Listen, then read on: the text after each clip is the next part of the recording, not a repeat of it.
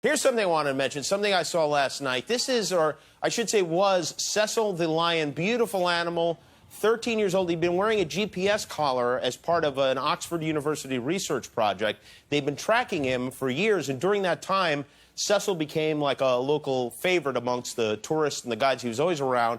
People loved to see him on safaris until earlier this month when a tourist on a hunting trip shot him for sport. And, of course, everyone is angry and upset. Last night I read this story. I happened upon the story, and the news report said they suspected it was a Spaniard who did it, who shot the animal. And I have to admit, when I saw it, I was so relieved it wasn't an American. I really was. I was like, this is terrible, but thank God it wasn't one of us for once. And then I went online this morning and learned that turns out it was an American. It was one of us. It was a dentist from Minnesota who paid $50,000 to shoot the lion. According to the news, he hired a company. He flew to Zimbabwe. Two locals took him to the national park. They tied a dead animal to the back of a Jeep to lure the lion out of the park because it's illegal to shoot them in the park. They call it baiting. And once they got the lion out of the park, they put a spotlight on him, and then the dentist shot Cecil with a bow and arrow. But the arrow didn't kill the lion, so they tracked him, and 40 hours later shot him with a gun, skinned him, and took the head and left the body there. Now, unfortunately for them, the researchers at Oxford who were tracking Cecil were able to trace the signal and find the carcass, and the local authorities found the hunters who, they say they realized too late that they shot an animal with GPS. They tried to destroy the tracking collar, but failed to do that. So they know who it was. The American hunter, whose name is Walt Palmer, is currently in hiding. He closed his dental office in Bloomington, Minnesota, and he emailed a statement to the news saying, I had no idea that the lion I took was a known local favorite until the end of the hunt. Which, first of all, stop saying you took the animal. You take aspirin. You killed the lion. You didn't take it. And he continued, he said, to my knowledge, everything about this trip was legal and properly handled. I relied on the expertise of my local professional guides to ensure a legal hunt. Which, okay, good, let's say we accept at face value that he thought it was legal and properly handled and didn't know the lion had a tracking collar. It was a local affair. The big question is, why are you shooting a lion in the first place? I mean, I'm honestly curious to know why a human being would feel compelled to do that. How is that fun?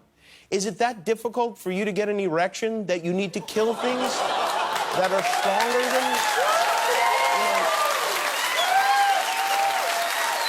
If that's the case, they have a pill for that. It works great. Just stay home and swallow it, and you save yourself a lifetime of being the most hated man in America who never advertised Jell-O pudding on television. And by the way, I'm not against hunting. If you're hunting to eat or to help keep the animal population healthy or it's a part of your culture or something, that's one thing. But if you're some a-hole dentist who wants a lion's head over the fireplace in his man cave so his douchebag buddies can gather around it and drink scotch and tell him how awesome he is, that's just vomitous. And this guy must have quite a collection of animal heads because, well, here he is posing next to a bear he shot.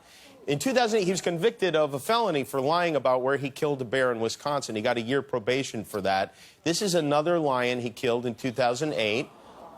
This is a leopard.